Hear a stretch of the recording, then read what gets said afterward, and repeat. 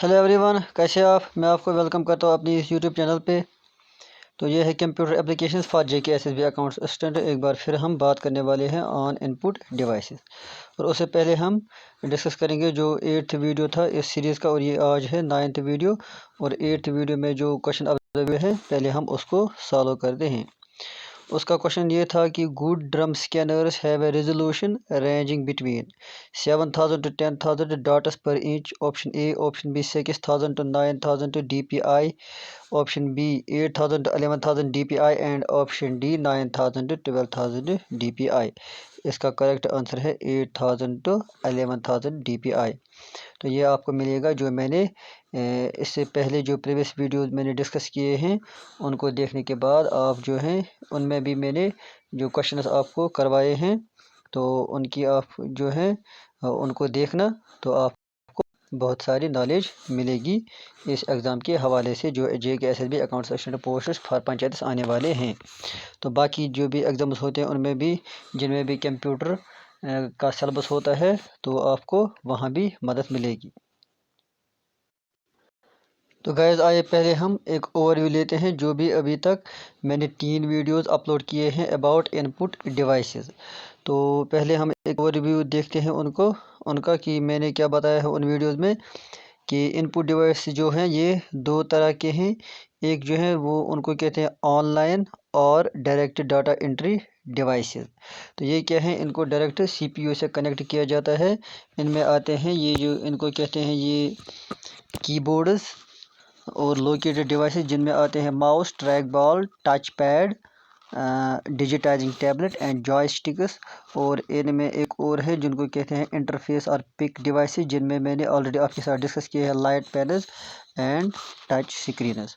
और उसके बाद है एक और जो टाइप है इनपुट डिवाइस में वो है सोर्स डाटा एंट्री डिवाइसेस। इससे ये है कि जहाँ पे इनपुट हम फ्रॉम द सोर्स जो है कंप्यूटर को प्रोवाइड करते हैं, इनपुट देते हैं फ्रॉम द सोर्स।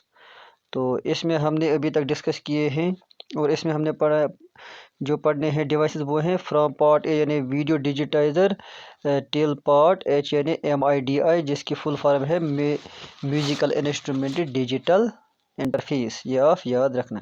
और जो सारे डिवाइस यहाँ पर मेंशन है जैसे digital camera, scanning devices, voice input, remote control, magnetic strip reader, sound sensor and MIDI, ये सभी हैं सोर्स डाटा एंट्री डिवाइसेस। और ये है एक it is a type of input device.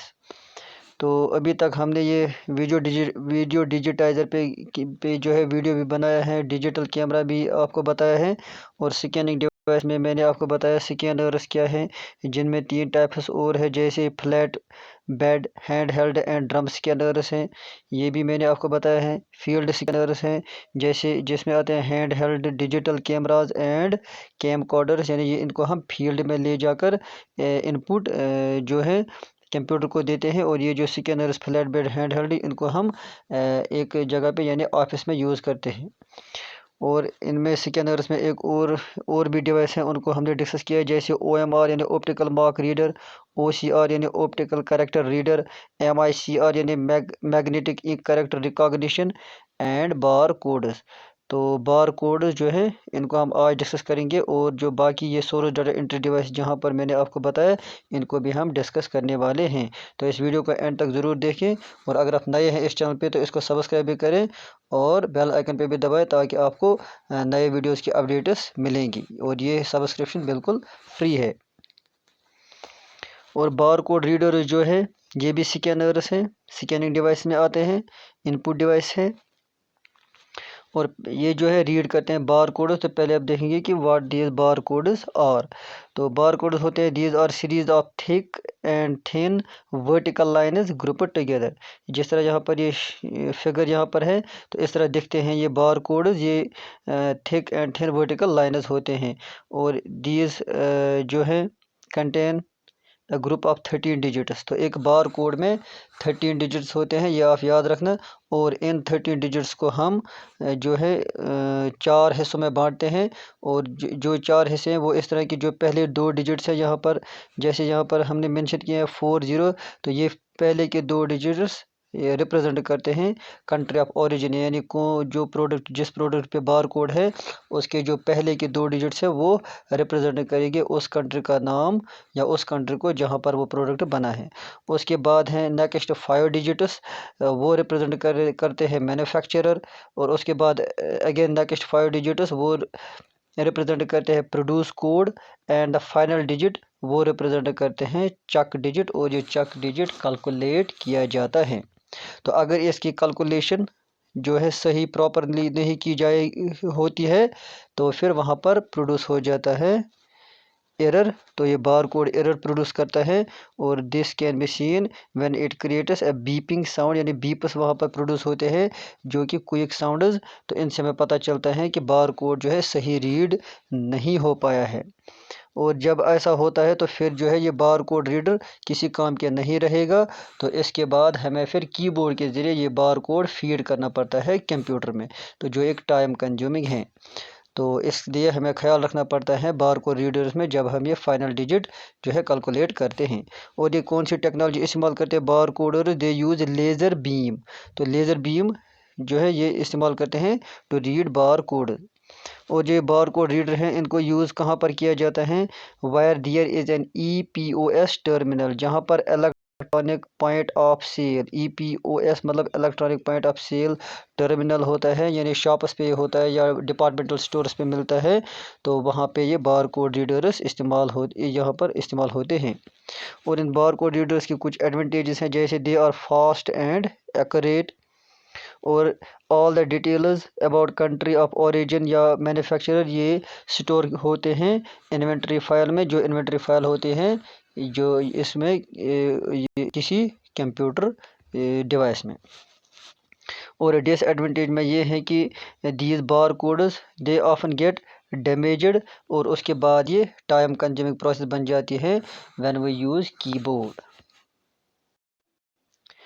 और सोर्स डाटा एंट्री डिवाइस में जो 4th डिवाइस है दैट इज़ वॉइस इनपुट।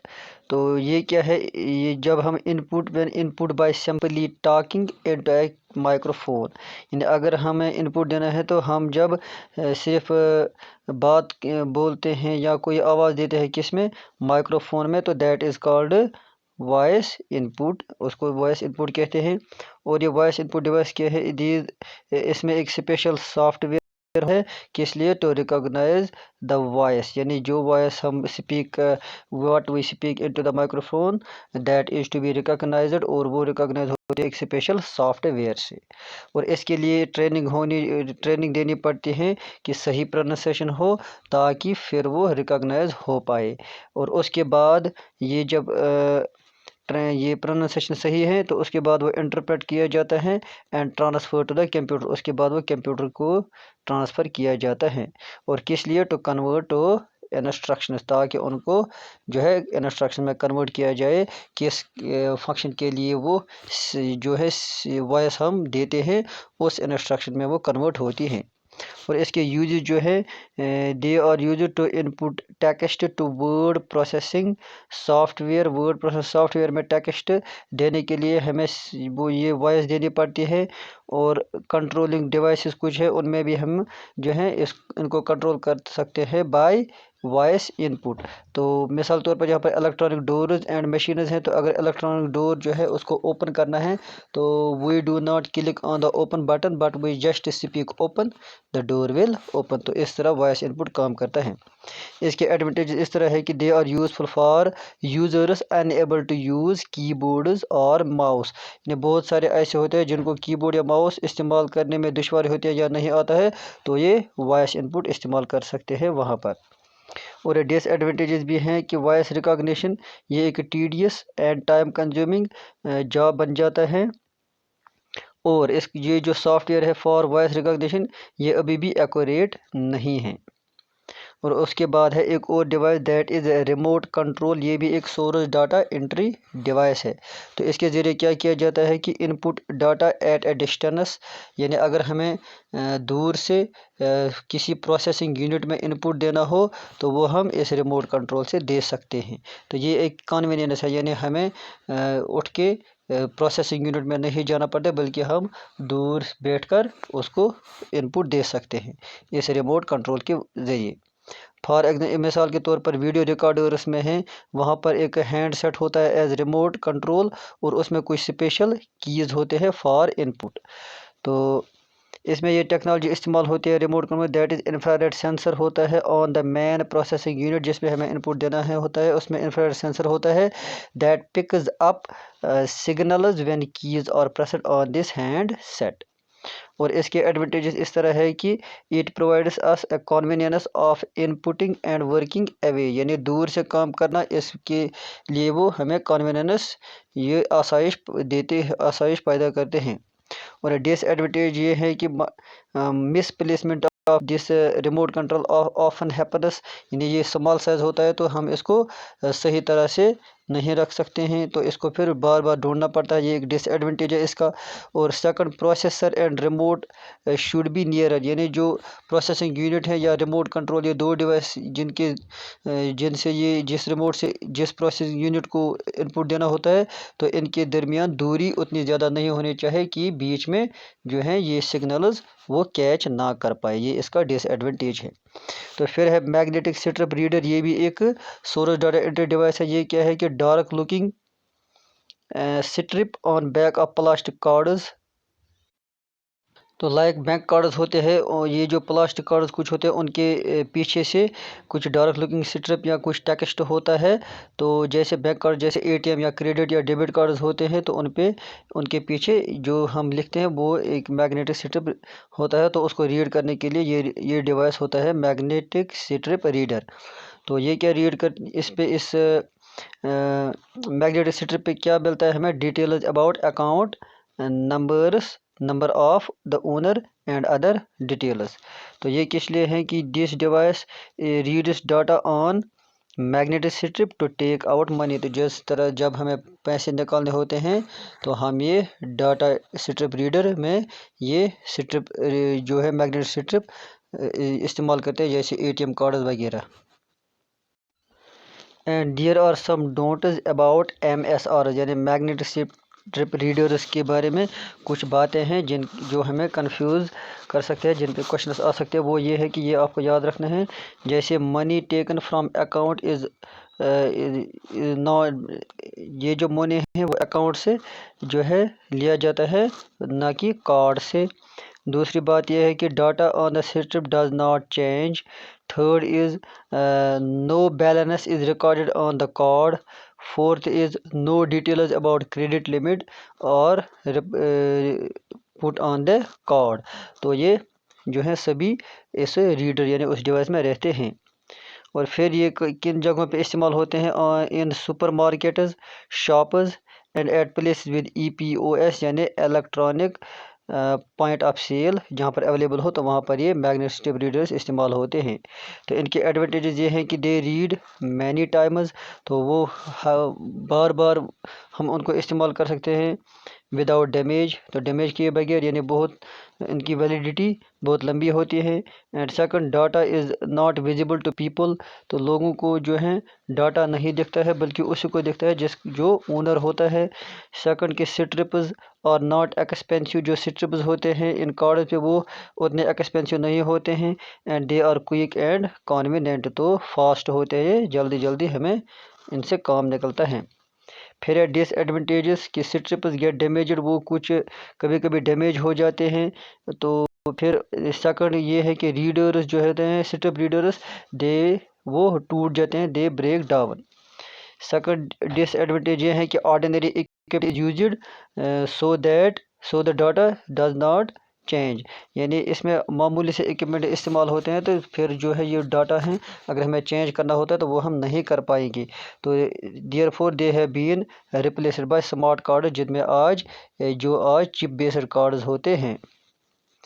तो फिर है एक और device that is sound sensor, या साउंड सेंसर माइक्रोफोन इसको कहते हैं। तो ये भी वॉइस इनपुट की तरह होता है, लेकिन ये उससे बड़ा होता है, लार्जर इन कॉन्टेक्स्ट।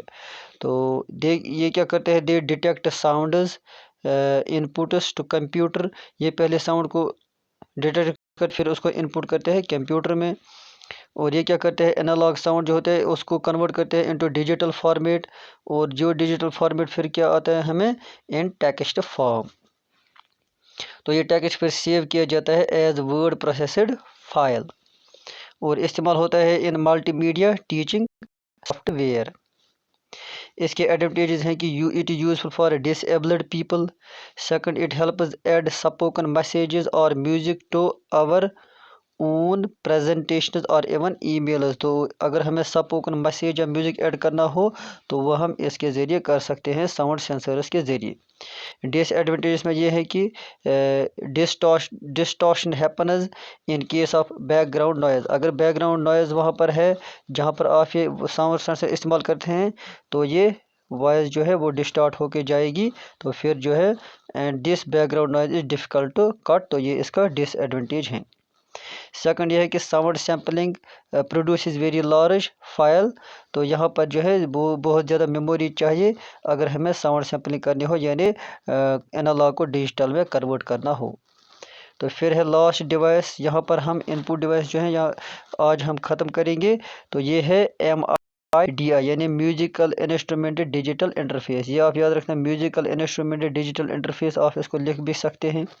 तो ये क्या है, दीज आर सीरियल इंटरफेसेस, यानी सीरियल मीन्स बहुत सारे डिवाइसेस इकट्ठे होते हैं, जैसे म्यूजिक सिंथेसाइजर जो म्यूजिक प्रोड्यूस करते हैं, म्यूजिक इंस्ट्रूमेंट्स यानी MIs एंड कंप्यूटर्स, ये सारे इकट्ठे होते हैं। फिर ये interface serial number of interface create करते हैं। तो ये they are used by music industry, वो इस्तेमाल करते हैं इन MIDIs को, and they take up 1/20 of space as bye lowest quality recorded sound. तो ये बहुत ही कम स्पेस लेते हैं। तो इस तरह से आज हम इनपुट डिवाइस जो हैं वो ख़त्म कर चुके हैं। तो अब हम नेक्स्ट हम प्रैक्टिस क्वेश्चन डिस्कस करते हैं। तो गाइस प्रैक्टिस क्वेश्चन में question first is how many digits a typical bar code containers. तो बार कोड में कितने डिजिट्स होते हैं? Option A 12, option B 16, option C 14 and option D 13। तो अभी हमने पढ़ा option D 13 is correct answer. Question second is check digit is represented by which digit of the bar code. Check digit कौन सा digit represent करता है बार code में से? Option A last digit, option B second digit, option C first digit and option D 12th digit. तो वो है last digit, last final digit. Question third is the main disadvantage of voice input device is. तो इसका एक main disadvantage है, वो क्या है? Option A voice recognition, option B voice modulation, option C voice resolution and D all of them. तो voice recognition correct answer है। फिर question four is which radiation is transmitted as signal by remote control devices. तो option A X rays, option B ultraviolet, option C infrared, option D none. तो वो है infrared. तो ये होता है किसमें? रिमोट कंट्रोल डिवाइस में इस्तेमाल होते हैं। Question 5 is what does the last I represent in MIDI। तो लास्ट आई जो है वो क्या रिप्रेजेंट करता है? Option A instrument, option B interface, option C interval, option D integral. तो वो है इंटरफेस। फिर क्वेश्चन ऑफ द वीडियो, इसका आंसर आप कमेंट बॉक्स में देना और हम नेक्स्ट वीडियो में इसको भी डिस्कस करेंगे, इसको भी सॉल्व करेंगे। तो question is the first part यानी 2 digits of bar code represent. Option A manufacturer, option B country, option C name, option D company. तो ये आप वीडियो गौर से देखना तो आपको इसका आंसर खुद आएगा। बाकी इस चैनल के साथ बने रहने के लिए इसको सब्सक्राइब करें और बेल आइकन पे भी दबाएं ताकि आपको नए वीडियोस की नोटिफिकेशन सबसे पहले मिलेगी। और अगर ये वीडियो पसंद आए तो इसको लाइक करें और अपने दोस्तों के साथ भी शेयर करें। बाकी शुक्रिया।